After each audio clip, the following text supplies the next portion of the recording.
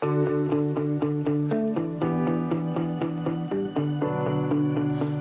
friends, it is me, Bobby B, back at you with another episode of the Tilt and Shift Photography Business Podcast. I am just recording a quick session for you as a summary of the things that I saw during my free portfolio reviews that I did in January. So every few months, I put out a call out, and you've probably heard this if you've been listening to my podcast for a while.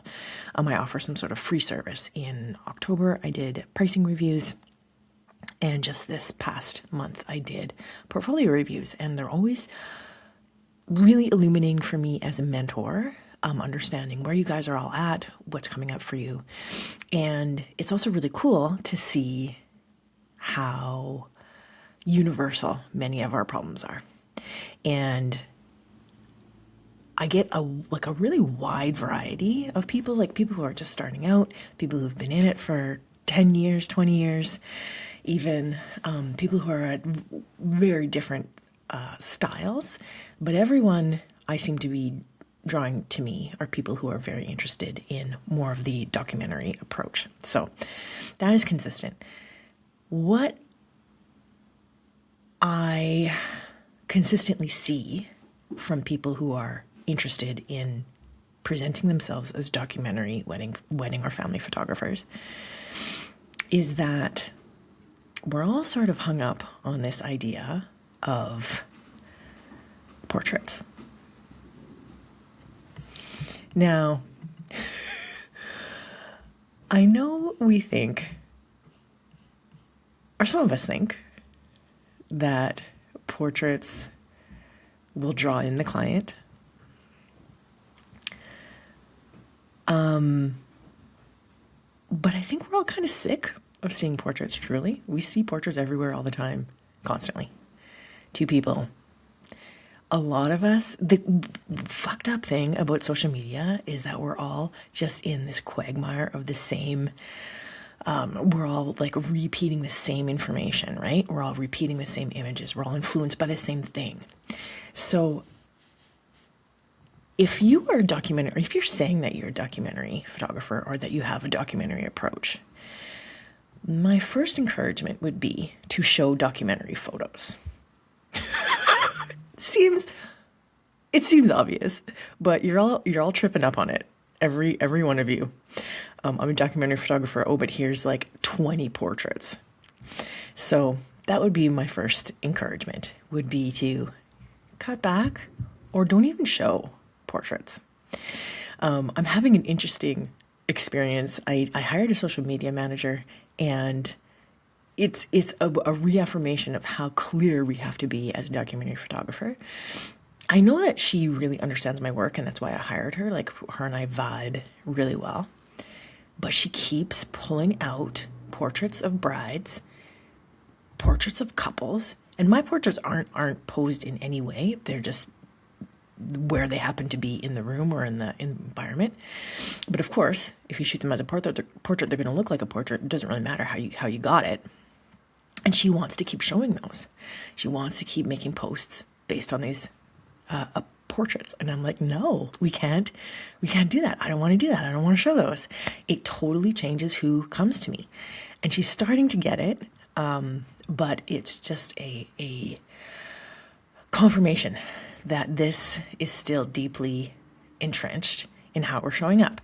And so my encouragement to you is to go through the first 12 squares of your Instagram and get rid of the portraits. I know, it's scary. It's scary. But if you're only showing portraits, I don't want to say that you're not being clear. You're not being clear. Documentary photography is story. Sure, a really well executed portrait will reveal a story. But if you're a documentary photographer, you're really selling yourself short by sticking to portraits. So that's my first observation. My second observation is a lot of us are showing images that are on every single wedding or family website. Every single one. And I know all weddings kind of have, they have a similar script. We all have different roles, but like different extremes of character, different variations of character. But we're all kind of on the same script. But if you want to stand out, my friends, you can't follow that script. You've got to burn it. You've got to not look at it. And I know you might really love that photo of them coming down the aisle, but unless that photo of them coming down the aisle is fucking earth-shattering, don't show it. Don't show it. Because you're just going to end up looking like everybody else. So here's the thing. We often look at other people's portfolios because we like their work or they inspire us, XYZ. But in order for you to stand out, you've got to stop looking at other people's work. You've got to stop. You can't show the photos that everybody looking for a wedding photographer is going to see on everybody else's wedding photography site. If you want to stand out, regardless of whether or not you're a documentary photographer, you've got to show other stuff. You've got to show other ways of seeing the same thing. Not only, okay, so those are the two messages I want to send home with you. You've got to show other stuff, or if you're showing the same thing, it's got to be different. It's got to be what you really love and are drawn to and lit up by. If it's just a couple walking down an aisle and they're smiling and holding hands, we see that on every site. We don't need to see it on yours. And the reason I really want to drive this home with you is because if we take out the easy photos, we take out the portraits, we take out the aisle, the kiss, all of those like contrived, scripted, like that happen all the time everywhere. If we take those pictures out, what's left? That's your vision. That's your perspective. If you're putting stuff in there just because you think that people expect this, and if that's the case, listen to episode 62. I think it's episode 62. I talk about the 3 expectations to drop in 2026.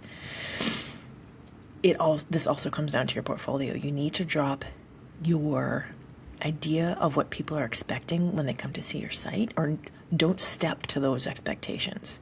Show them what you see at a wedding that isn't what everybody else sees. Everybody sees portraits. Everybody sees aisles. Everybody sees the kiss. Everybody sees that. We see it everywhere. Show them what they don't see, and that's how you're going to stand out. I hope this resonated with you, my friends. I hope it gives you something to think about. I hope you get a chance to go and look at your portfolio and actually see how many of these images that you have up there that are like, oh yeah, like this is, what can I have instead? Rather than looking at it as something like you've got to take away, look at like, what else can I put here? What can I do? What can I include that is not what everybody sees everywhere else? Take out the portraits, take out the expected ceremony stuff, and show what else you see, because that's your voice, that's your interesting stuff. All right, if you found this helpful, and I hope you did, feel free to contact me. You can email me. There's a contact page on my website, bobbybeducation.com.